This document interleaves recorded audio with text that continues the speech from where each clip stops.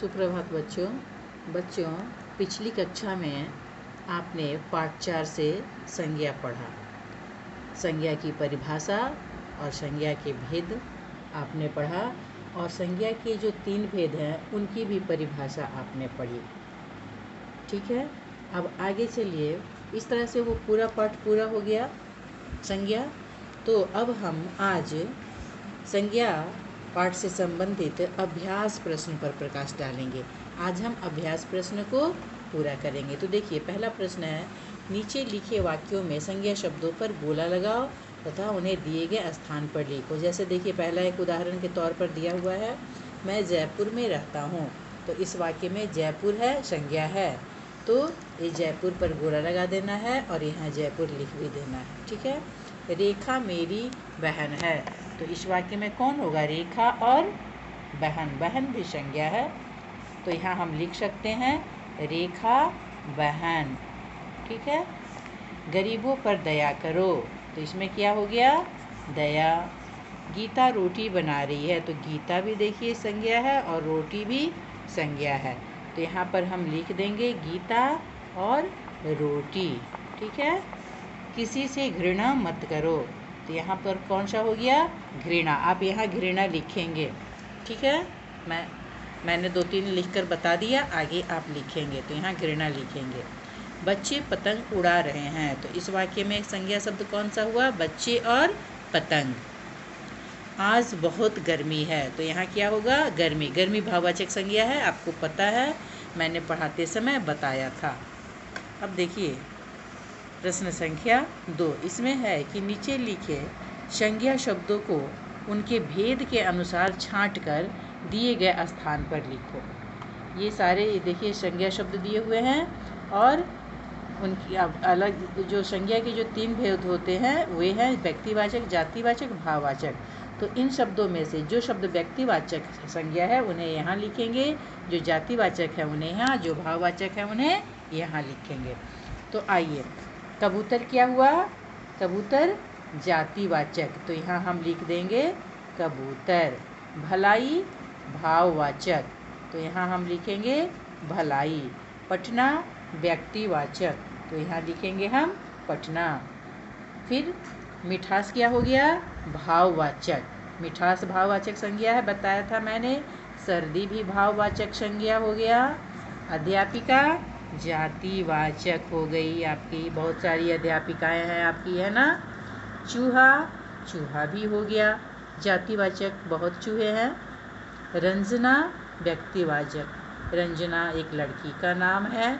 शीला भी व्यक्तिवाचक, शीला भी एक लड़की का नाम है। सफलता भाववाचक, है ना, सफलता एक भाव है। शिवाजी क्या? व्यक्तिवाचक, शिवाजी का नाम आपने सुना होगा, एक वीर योद्धा थे शिवाजी। पलंग क्या हो गया? जातिवाचक। तो इस तरह से आप कर लेंगे। देखिए प्रश्न संख्या 3, व्यक्तिवाचक संज्ञा शब्द पर गोला लगाओ। तो पहला में उदाहरण बताया हुआ है, ये 4 शब्द हैं जिनमें व्यक्तिवाचक संज्ञा गांधी जी हैं। इसके बाद देखिए, बच्चा, कुर्सी, औरत और जयपुर, तो इसमें क्या होगा? व्यक्तिवाचक जयपुर। बंदर, पंखा, अमिताभ बच्चन, फूल, तो स्पष्ट है अमिताभ बच्चन होगा। लाल किला, चिड़िया, दूध, पलंग, इसमें हो जाएगा लाल किला क्योंकि एक इमारत का नाम है। सेब, जनवरी, दिन और जूता, तो यहाँ हो जाएगा जनवरी एक महीने का नाम है। प्रश्न संख्या देखिए 4, जातिवाचक संज्ञा शब्द पर गोला लगाओ। इसमें जातिवाचक संज्ञा शब्दों पर गोला लगाना है। आपको पता है जो शब्द पूरी समूह या जाति का बोध कराते हैं। तो देखिए, एक तो उदाहरण दिया हुआ है, दूसरा देखिए, अक्षय, स्त्री, दिल्ली, पटना, तो ये अक्षय, दिल्ली, पटना ये तीनों व्यक्तिवाचक है, एक स्त्री ही जातिवाचक है। ईशा, रमन, तोता, बुढ़ापा, तो यहाँ पर जातिवाचक क्या है? तोता, ये बुढ़ापा है, ये तो हो गया भाववाचक, और रमन, ईशा हो गया व्यक्तिवाचक।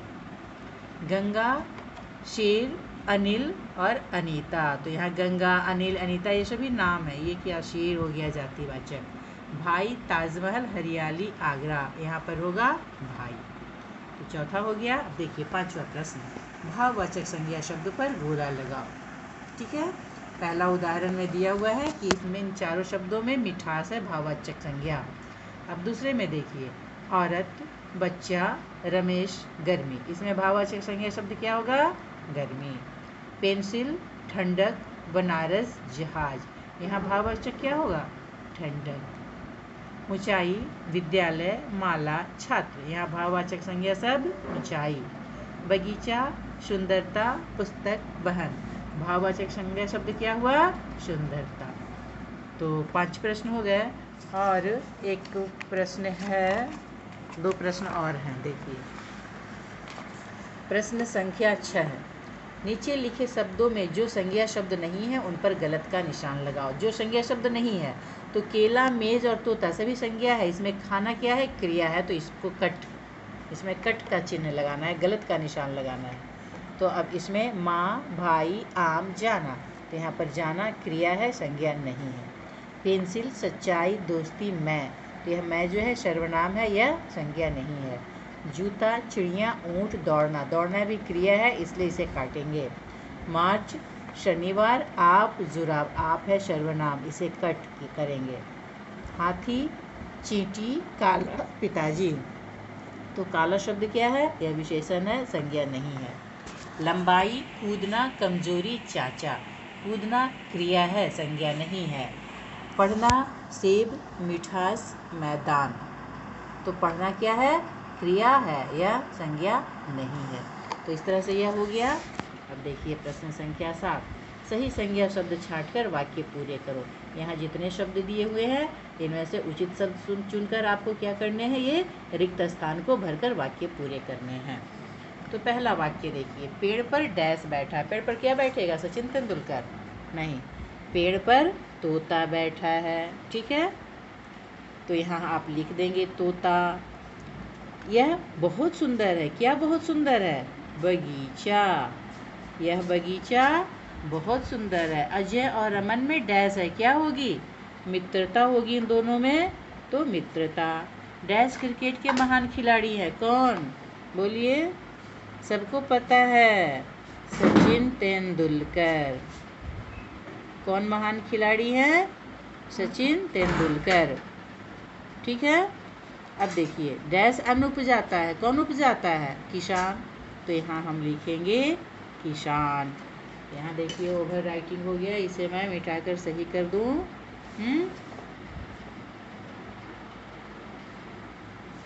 आपको स्पष्ट दिख रहा होगा। चलिए, अध्यापक डैश में छात्रों को पढ़ाते हैं। कहाँ? घर में? नहीं, यहाँ तो घर दिया ही नहीं है। विद्यालय, अध्यापक विद्यालय में ही पढ़ाते हैं।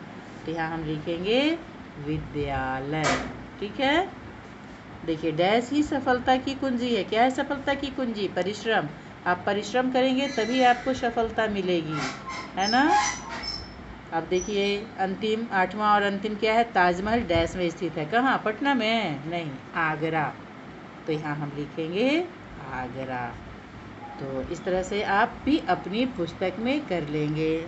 ठीक है, तो मेरी समझ से सारे प्रश्न आपको स्पष्ट हो गए होंगे। आप अपनी पुस्तक में ये तीनों पृष्ठ संख्या 26, पृष्ठ संख्या 27 और पृष्ठ संख्या 28 आप अपनी पुस्तक में करेंगे। शेष अगली कक्षा में। धन्यवाद।